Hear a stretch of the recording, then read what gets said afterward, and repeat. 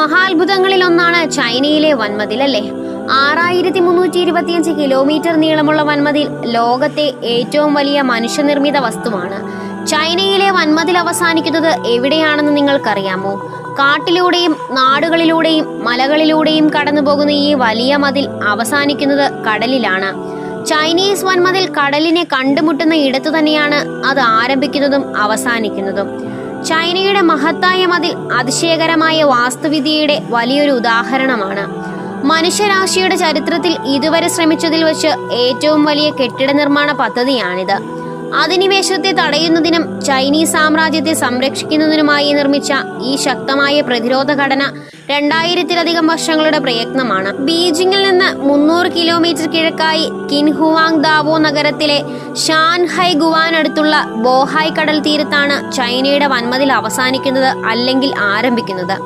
യാൻ പർവ്വതത്തിന് തെക്ക് സ്ഥിതി ചെയ്യുന്ന വൻമതിലിന്റെ പ്രധാന പാസുകളിലൊന്നാണ് ഷാൻഹൈ ഗുവാൻ അല്ലെങ്കിൽ ഷാൻഹായ് പാസ് ബോഹായ് കടൽ തീരം.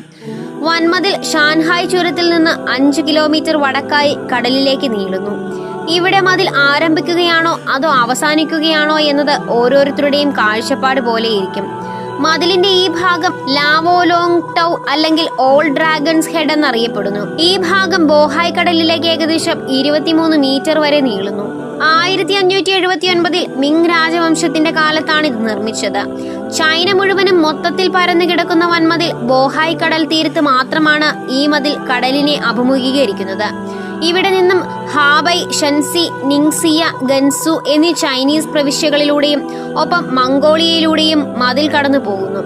ഒടുവിലെത്തി നിൽക്കുന്നത് ഗോബി മരുഭൂമിയിലെ ജിയായു ഗുവാനിലാണ്. ചരിത്രപരമായി വൻമതിൽ ഇവിടെ ആരംഭിക്കുമെന്നാണ് പറയുന്നതെങ്കിലും ചില ചൈനീസ് ചരിത്രരേഖകളിൽ അവസാന കോട്ടയാണിതെന്നും പറയപ്പെടുന്നു. ചെങ്ഹായ് പവലിയൻ ഇവിടുത്തെ പ്രധാന ആകർഷണമാണ്. ഇത് ലാവോ ലാങ്ഡോ മതിലിലേക്ക് നയിക്കുന്നു. ഇഷ്ടികയും മരവും കൊണ്ട് നിർമ്മിച്ച 2 നില കെട്ടിടമാണിത്. ചൈന ഭരിച്ച രാജവംശങ്ങളുടെ ചരിത്രവും രേഖകളും ചിത്രങ്ങളുമെല്ലാം ഇവിടെ സൂക്ഷിച്ചിട്ടുണ്ട്. ഒരു കാലത്ത് ശക്തമായ സൈനിക കേന്ദ്രമായിരുന്നു ഇവിടം. ഇന്ന് വിനോദസഞ്ചാര കേന്ദ്രമാണ്. ചൈനയെ ലോകത്തിനു മുന്നിൽ അടയാളപ്പെടുത്തുന്ന ഈ ചരിത്ര നിർമ്മിതി അന്തരീക്ഷവുമായി ഉണ്ടാകുന്ന രാസപ്രവർത്തനങ്ങൾ മൂലമുള്ള നാശത്തെ അഭിമുഖീകരിക്കുന്നുണ്ട്. എന്നാൽ ചൈനീസ് വൻമതിലിനെ ഇതിൽ നിന്ന് സംരക്ഷിക്കുന്ന ഒരു ജൈവ പാളിയെക്കുറിച്ചുള്ള വിവരങ്ങൾ പുറത്തുവിട്ടിരിക്കുകയാണ് ശാസ്ത്രജ്ഞർ. ബയോക്രസ്റ്റ് എന്നാണ് ഈ പാളി അറിയപ്പെടുന്നത്.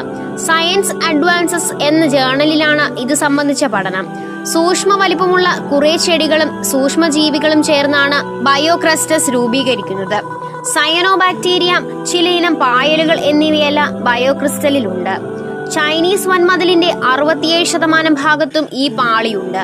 ചൈനീസ് മതിലിന്റെ മെക്കാനിക്കൽ സ്ഥിരത കൂട്ടുകയും അന്തരീക്ഷ പ്രവർത്തനങ്ങൾ മൂലമുണ്ടാകുന്ന നാശനഷ്ടങ്ങൾ കുറയ്ക്കുകയും ചെയ്യുന്നുണ്ട് ഇത്. ചുരുക്കി പറഞ്ഞാൽ ചൈനീസ് ചക്രവർത്തിമാർ സുരക്ഷയ്ക്കായി പണിത മതിലിന്റെ ഇപ്പോഴത്തെ രക്ഷ നിർവഹിക്കുന്നത് ഈ പാളികളാണ്. ബഹിരാകാശത്ത് നിന്ന് കാണാവുന്ന ഒരേയൊരു മനുഷ്യനിർമ്മിത വസ്തു എന്ന് വൻമതിലിനെ വിശേഷിപ്പിക്കാറുണ്ട്. എന്നാൽ ഇത് തെറ്റാണെന്നും ചൈനീസ് വൻമതിലിനെ അങ്ങനെ കാണാൻ സാധിക്കുകയില്ലെന്നും വിദഗ്ധർ സ്ഥിരീകരിക്കുന്നു. ചൈനയുടെ വടക്കൻ മേഖലയിൽ നിന്ന് ഭീഷണി ഉയർത്തിയ നാടോടികളായ ആക്രമണകാരികളെ തടയുക എന്ന ലക്ഷ്യത്തോടെയാണ് ചൈനീസ് ചക്രവർത്തിമാർ മതിൽ നിർമ്മിച്ചത്. പല തലമുറകളിൽപ്പെട്ട ചക്രവർത്തിമാർ മതിൽ നിർമ്മാണത്തിൽ ഏർപ്പെട്ടിരുന്നു. ചൈനയിൽ AD 1368 കാലയളവിൽ സ്ഥാപിതമായ മിങ് സാമ്രാജ്യമാണ് പ്ലാറ്റ്ഫോമുകളും കാവൽപ്പുരകളും ഒക്കെ നിർമ്മിച്ച് ഇന്നത്തെ രീതിയിൽ വൻമതിലിനെ ഗംഭീര സ്ഥിതിയിലേക്ക് എത്തിച്ചത്. 5500 കിലോമീറ്ററോളം വൻമതിൽ നീണ്ടു കിടക്കുകയാണ്. പിൽക്കാലത്ത് ചൈനയിലെ മഞ്ചു സാമ്രാജ്യത്തിലെ ചക്രവർത്തിമാർ ഈ മതിലിന് അപ്പുറമുള്ള പ്രദേശങ്ങൾ കീഴടക്കിയതോടെ അതിർത്തി എന്ന നിലയിൽ വൻമതിൽ വഹിച്ചുവെന്ന പ്രാധാന്യം ഇല്ലാതെയായി. എങ്കിലും ഈ വൻമതിൽ നിലനിൽക്കുകയാണ് ഒരു വലിയ സാംസ്കാരിക പ്രതീകമായി. ചൈനയിലെ വൻമതിൽ മുഴുവനായി ഒരാൾക്ക് നടന്നു കണ്ടു തീർക്കാൻ 14 മുതൽ 22 മാസം വരെ വേണ്ടി വന്നേക്കും.